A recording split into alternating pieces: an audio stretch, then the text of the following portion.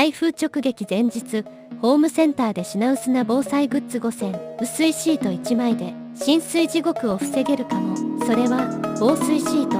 夏でも雨に濡れると体温が奪われる。そんな時にはレスキュー簡易寝袋。窓ガラスが割れて破片だらけ。そんな大惨事を防ぐ。それはガラス飛び散り防止テープ。停電してスマホも使えない。これさえあれば車がポータブル電源の代わりに。